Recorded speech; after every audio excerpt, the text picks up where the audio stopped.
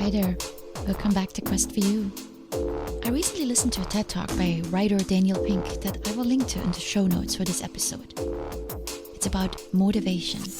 Have you ever thought about what motivates you and why? Why do you go to work every day? Is money the only driver, or is there more? I found Pink's talk quite fascinating. He argues that rewards and punishments are not the only factors that motivate us. These are external motivators. He points to our inner drive that is self-determined and wants to express itself. We do things because we like doing them and because we are curious. We like to get better. We want to make a contribution to the world. In my many years in the workplace, I've never come across employees that were unhappy only because they earned too little. Maybe money played into their unhappiness, but the main reason was quite often something different. Their efforts were not recognized. They didn't like their boss. They felt they didn't have a voice. They didn't see a path to growth with the company. And often, as it was the case for me every time I left a job, I didn't feel challenged anymore. I believe that the people that seek to make a more profound contribution in their workplace are driven less by money. Money and other external rewards narrow our focus to the task at hand alone. Get the check and get out. Pink argues that they limit our perspective and ability to think creatively because all we see is what is in front of us. Both intrinsic and extrinsic motivators are part of life. Just last weekend, I took an Uber ride to the airport and had a nice chat with my driver. I was surprised he showed up with a get-around car, which is a car you rent by the hour. He told me that the transmission on his own car broke and now he's trying to make enough money to fix it. Extrinsic motivation. However, in the same breath, he told me about a business he's working on getting off the ground. He shared his vision and how he sees himself growing that business. Same person. Two different ways of making money. One driven by external factors. I need a car, so I need money. And one spurred by an internal desire to express himself. Extrinsic motivation is great for routine tasks and projects where there's a clear system for doing things already in place. Sometimes we just want the money or the applause. We want to come in first. But it's equally important that we engage in activities that are interesting, challenging, and absorbing. It's what lights us up. And I could see it in my Uber driver's face, hear it in his voice. When he spoke about his venture, he was on fire. Maybe it's not your job at the moment. Maybe you just need to make some money to pay off some debt. Because you cannot fully express yourself in your current job. Because maybe you are struggling with your boss. But you can begin to think about a type of work that would be more fulfilling. Something that lights you up, that you think about all day and can't wait to get your hands on. What would that look like? According to Pink, intrinsic motivation has 3 components: autonomy, mastery, and purpose. I love these 3 words.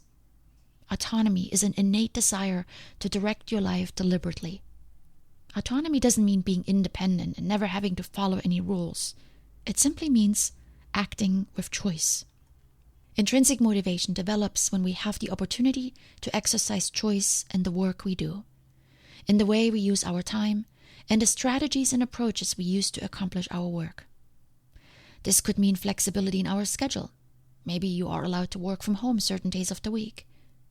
If your current job has you constrained in these areas, you can be deliberate in your search and when you interview for your next gig. With increased autonomy over our actions comes more engagement, which leads to mastery. Mastery is an innate desire to learn and get better at something. It's the pursuit of knowledge and achievement. It's a desire to challenge yourself and put forth effort. Pink describes mastery as a way of thinking. He says, it requires the capacity to see your abilities not as finite, but as infinitely improvable. It demands effort, grit, and deliberate practice. When we have autonomy at work and not all our tasks are tightly supervised, we can then turn into a specific direction that interests us and dive deeper into it. Learning and getting better at something can give us a sense of purpose. Purpose is an innate desire to achieve something meaningful and lasting. Purpose is our yearning to connect to something larger than ourselves. This is the why behind what we do, why it matters, why it's worthwhile, why it counts for something. In his book Drive, Pink says, the richest experiences in our lives aren't when we're clamoring for validation from others, but when we're listening to our own voice, doing something that matters, doing it well, and doing it in the service of a cause larger than ourselves. Interestingly, I find that these motivators are not just applicable to work, but also apply to my personal life, specifically my relationships. Relationships that allow for autonomy and creativity to be expressed freely, have the opportunity to develop and blossom. Together you may find purpose in a new endeavor because there was room for expression of intrinsic desires. I highly admire those couples that launch successful businesses together, or they support a cause, or they support a common cause. Just like money alone is not a fulfilling motivator, a relationship alone cannot be the sole purpose of our existence. Motivation is about you, not another person or thing. Ask yourself, what motivates you? What's inside of you that wants to be expressed? Can you find avenues in your life, your job, your business, your relationship that allow room for self-expression? It's often then, when we give priority to our inner drives over those external shiny things, that we discover interesting aspects. The mundane work suddenly becomes interesting and something we look forward to. The dead routine that we seem stuck in can now be changed if we want to. We get ideas and insights about things we've been doing the same way for a long time. We discover areas of interest we didn't even think we had. I urge you, find out what really motivates you. I can almost guarantee that you may think money and recognition is everything you need, but those alone are not filling the gap. Dig deeper, find out more about yourself, get to know yourself and discover what motivates you. Much love.